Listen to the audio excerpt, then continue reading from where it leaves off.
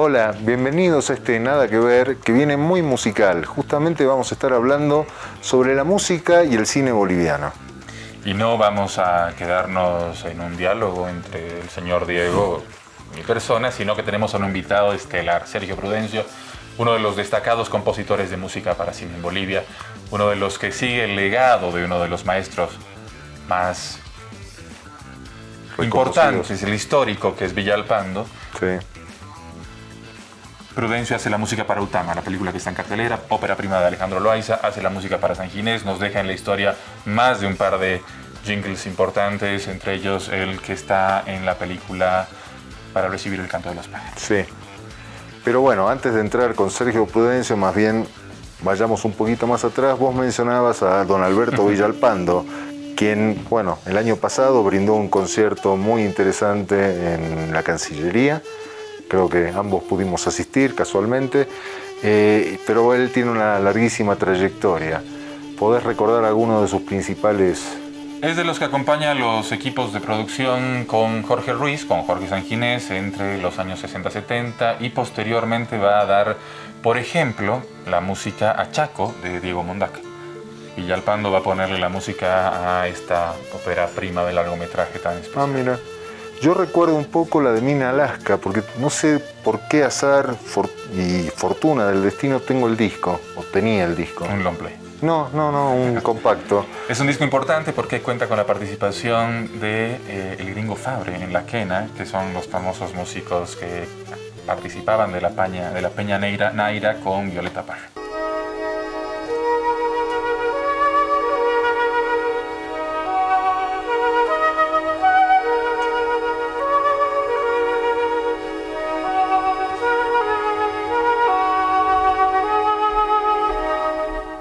Soy Jenny Smith.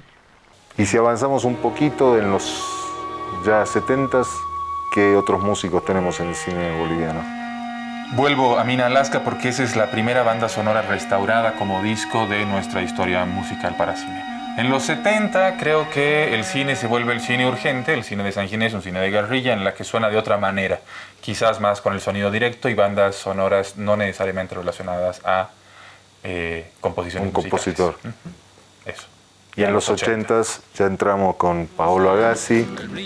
Por ejemplo, Mi Socio, una canción que se volvió tremendamente popular y que recordábamos hace poco cuando hablábamos de videoclips un poco. Villalpando está detrás de todo eso también. ¿Él compuso la canción de Mi Socio? Y la música. ¿La canción también? También. Wow. Esa no la sabía. No, un hombre de todo terreno, ¿no? Sí, porque la verdad, componer música bastante abstracta, como puede ser en parte Mina Alaska, por lo que recuerdo, y otras cosas contemporáneas que le escuché, y llegar a canciones tan pegadizas como Somos amigos tú y yo, caray. Somos amigos tú y yo, caray. Zumba que zumba el motor veloz, zumba que zumba mi corazón. Nuestro socio es un buen camión que comparte nuestra ilusión. Nuestro destino siempre partir y en el camino vivir. No es fácil. Oscar García, 1995. Sí, con Cuestión de fe.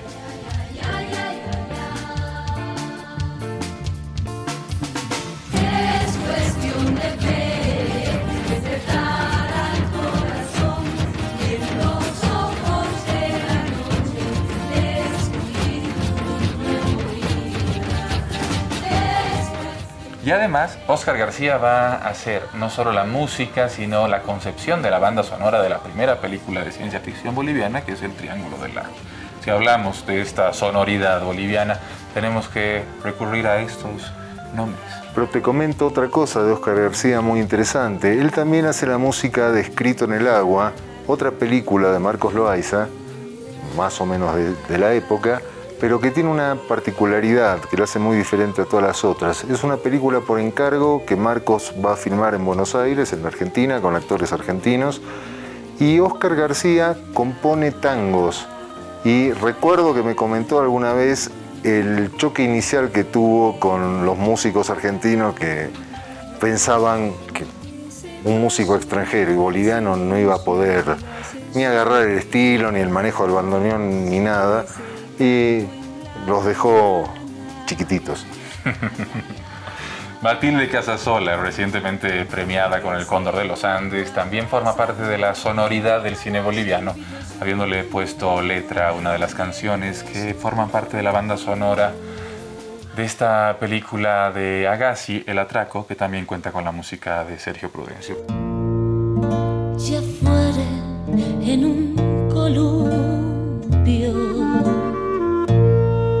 de alegrías y miel. Si podríamos pasarnos la noche entera hablando de música y cine.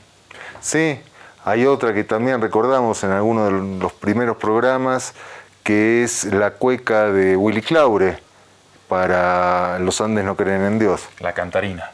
La cantarina. Famosa, con Carla Ortiz. Con Carla Ortiz y como musa. y Milton Cortés, y Milton en la Cortés voz. como muso. Claro que sí.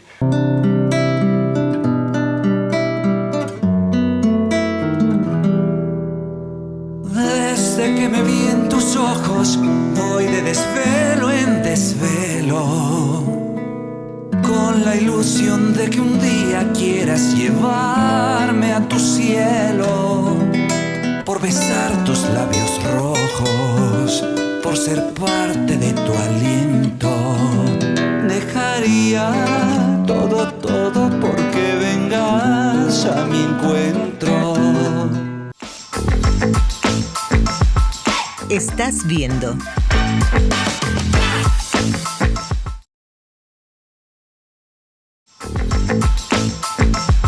Continúas viendo. Y esta noche, para justamente profundizar en el tema, nos acompaña nada menos que el gran compositor, músico, maestro Sergio Prudencio, y además también poeta. Sergio, bienvenido, realmente es un gusto. Muchas gracias, Diego, muchas gracias, Claudio. Un gusto estar acá con ustedes en este programa tan innovador que han puesto a beneficio del público en La Paz. Gracias. Y bueno, tenemos muchas cosas que preguntarte, que conversar sobre este tema. Empecemos por alguna un poco más actual y obvia. ¿Cómo ha sido hacer la música para Utama?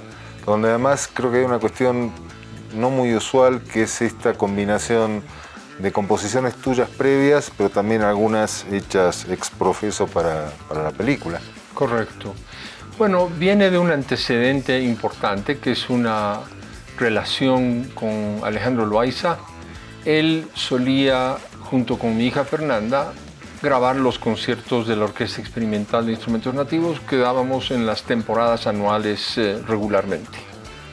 Y él, tengo la impresión, en realidad la certeza, de que en esas experiencias se nutrió de esa música y de sus potencialidades expresivas.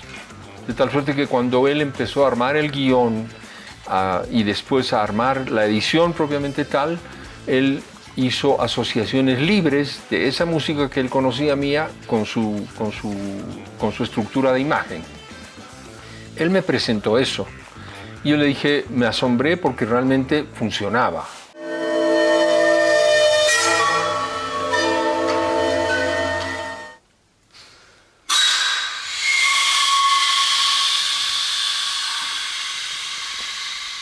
Los trabajos previos Sí. con esto. Alejandro hizo un primer armado que funcionaba bien. Yo le dije, creo que va, pero déjame hacer una propuesta.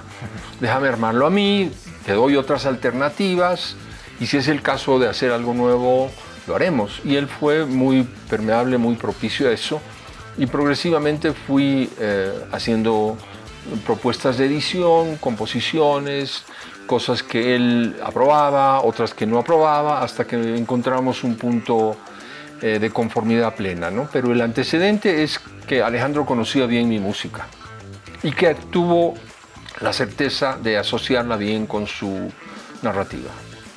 No debe ser fácil esta mezcla de lo nuevo y lo anterior hecho para otros propósitos. Mira, Yo hace muchos años he superado ese pudor de lo intocable de la obra de arte, ¿no? O sea, mi obra es como es y nadie la puede profanar y toda esa cosa que en la realidad no pasa, porque de muchas maneras se profana desde el momento en que una radio pasa un fragmento o pone de cortina o igual un video que nunca te enteras que existe está utilizando.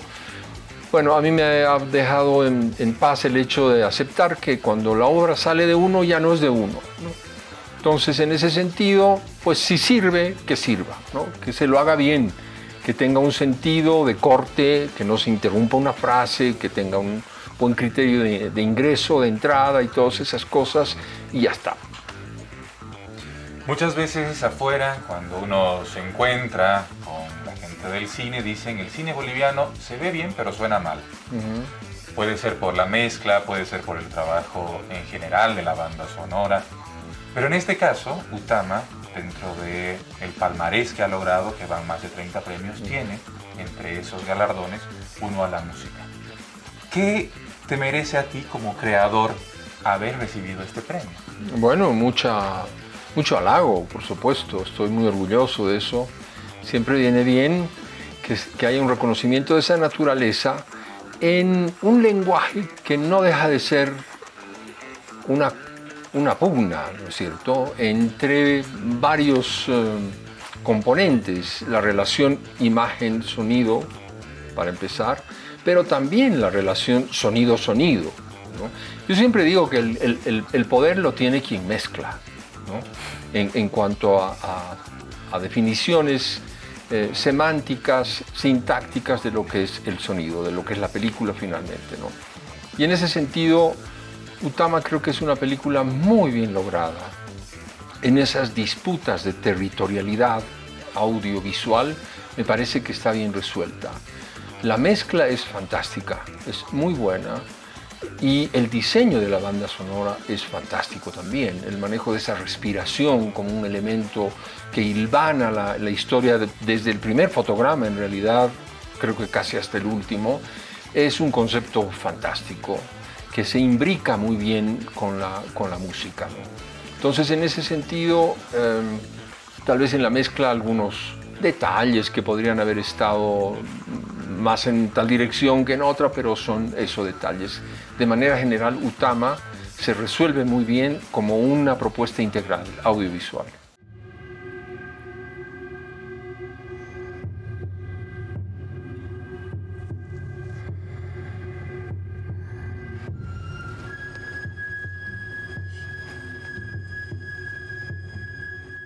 Y justamente, ¿cómo fue el proceso de composición y armado de la música para la película? ¿La viste antes? Sí, vi primeros cortes progresivamente, pero que ya daban una idea de la totalidad. Sobre esos cortes que yo vi inicialmente, hay ajustes en relación a la versión definitiva, como generalmente pasa, ¿no es cierto? Pero, ¿cómo ha sido? Preguntas tú. Para mí eso siempre es traumático, porque yo autocríticamente vengo diciendo en el último año que yo, más que componer música para cine, he compuesto y compongo música a propósito de. Es decir, me entusiasman las historias, me entusiasman las escenas, los personajes, las situaciones, y le doy toda una carga sonora fuerte, intensa, con cantidad de elementos que no necesariamente es lo que el cine como lenguaje integrado necesita, ¿no? Entonces ahí efectivamente ha habido un proceso de transparentización, si vale el término, de elementos sonoros que estaban inicialmente en la propuesta musical específicamente, hasta alcanzar esa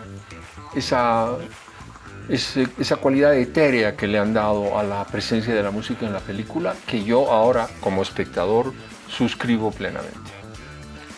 Sergio, en el futuro más cercano está el estreno de Los viejos soldados de San Ginés, que tiene también tu música. Sí. Es otra experiencia. Es otra experiencia, sí. Trabajar con San Ginés, esta película, ¿qué riesgos tiene? ¿Qué asumes cuando enfrentas este otro proyecto? Es incierto, nunca sé cómo Jorge termina sus películas. Respecto del momento en que yo le entrego la música o le hago la propuesta de edición de música, ¿no? Él, en su legítimo derecho de director, se toma libertades de decidir cosas en relación a la música, en general al sonido, a toda la película, ¿no?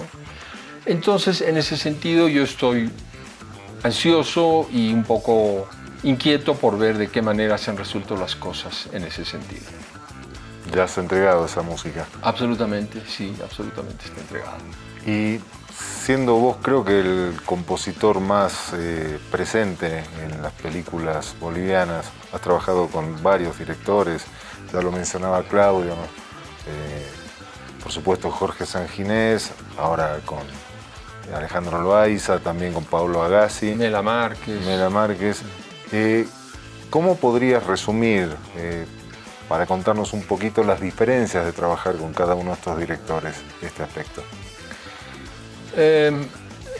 Las diferencias, si hay que resumirlas, yo diría entre directores controladores y directores no controladores.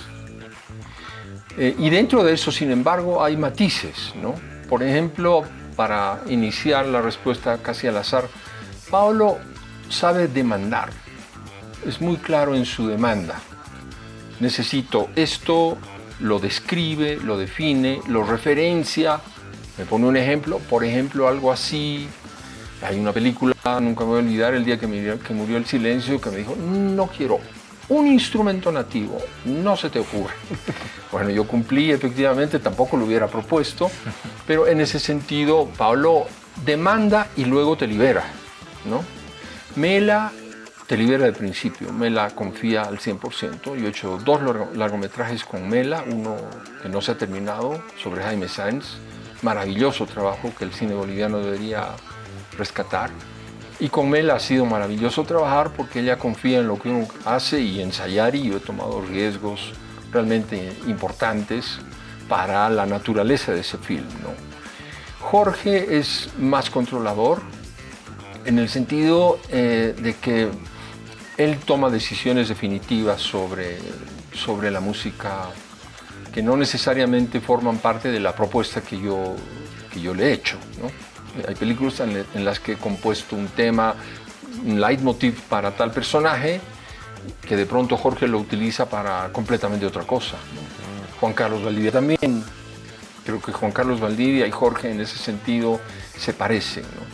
Entonces es un diálogo de ida y vuelta, a veces friccionado, a veces tenso, a veces propicio, sobre todo para una sensibilidad. Uno es también creador, uno es también un artista, así se quiere, y bueno, hay momentos delicados de la relación de trabajo que al final se superan y van en bien de la película. Una larga carrera, muchos nombres, pero ahora que te escuchaba me venía a la mente un proyecto que hubo que fue muy importante para el cine boliviano. El año 2010 se estrenaba Guara Guara, la versión restaurada de una película silente. Crear la música para esto sin el director, sin el guión. ¿Qué es? Una experiencia distinta en el mundo, incluso.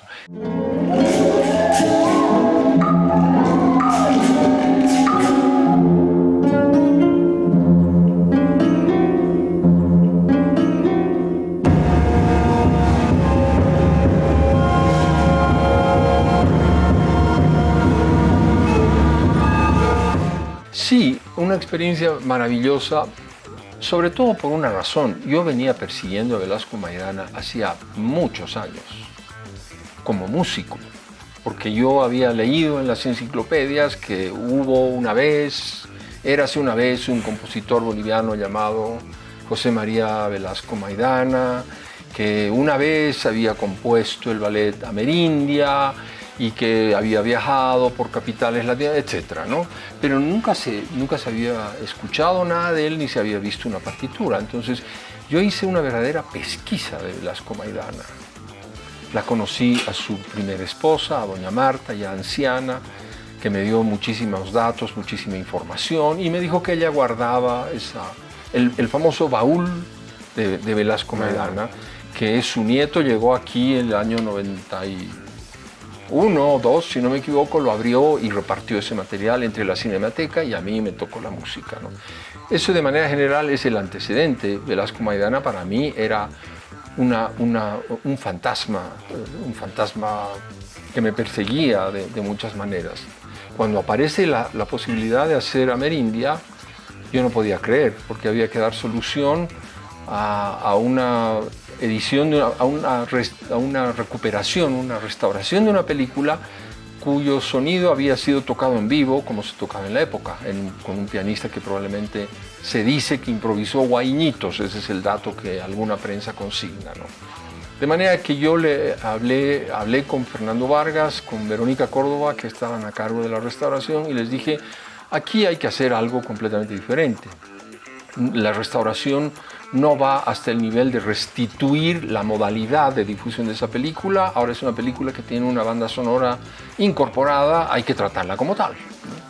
Y en ese sentido apelé a la propia música de Velasco Maidana, a fragmentos de Amerindia que yo había logrado hacer grabar con una orquesta venezolana del año 90.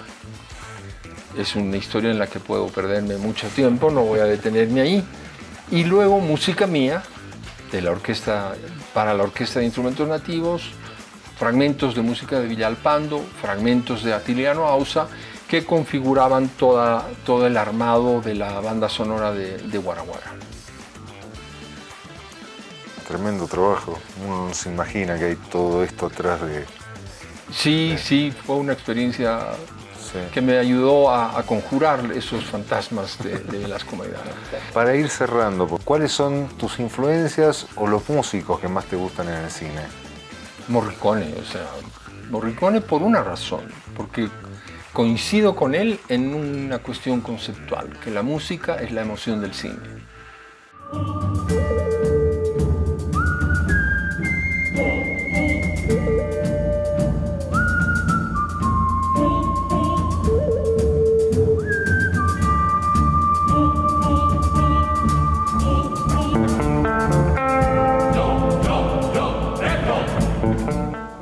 Que no todos conceptualizan así. Yo pienso que sí, efectivamente, la música es la emoción del cine.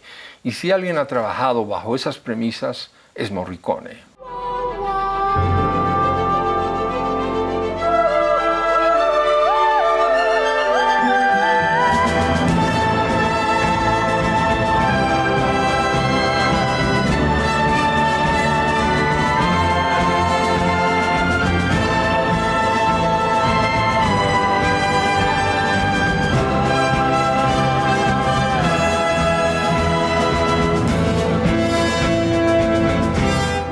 Cualquier cosa que pone Morricone va directamente al plexo solar del espectador, ¿no? Y eso, para mí, es la función de la música realmente, y creo que he sido coherente con eso.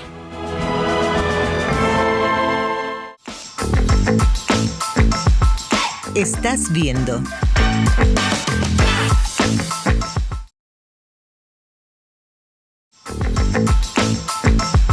Continúas viendo.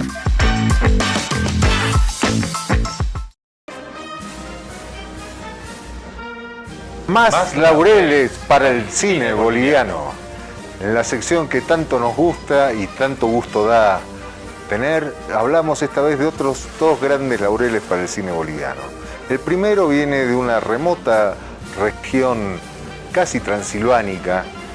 Recientemente se realizó el Festival de Cine Independiente de Bucarest, en Rumania, y allí ha salido como mejor película, en la categoría Feature, la película de Kiro Russo, El Gran Movimiento, a quien felicitamos calurosamente y nos alegra mucho que siga cosechando premios.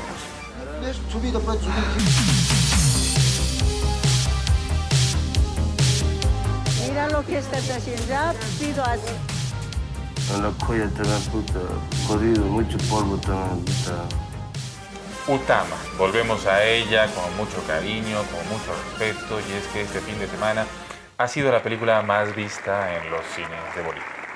Si usted vio Utama y quiere seguir viendo películas bolivianas, Pseudo de Gori Patiño, una alternativa diferente, una propuesta distinta, pero siempre con el sello boliviano. por la burla. ¡Cuidado!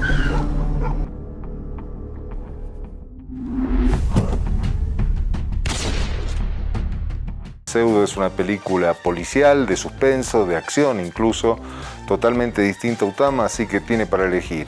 Protagonizada por Ricardo Darín, la película más vista el fin de semana en la Argentina, superando los 130.000 espectadores, en un panorama adverso de consumo cinematográfico, esta historia que es una película no de la dictadura, sino de la democracia, una película que por eso se hace diferente. El juicio a las juntas militares está llevado a la pantalla en este film. La responsabilidad jerárquica es de las juntas. ¿Cómo demostramos que ellos sabían?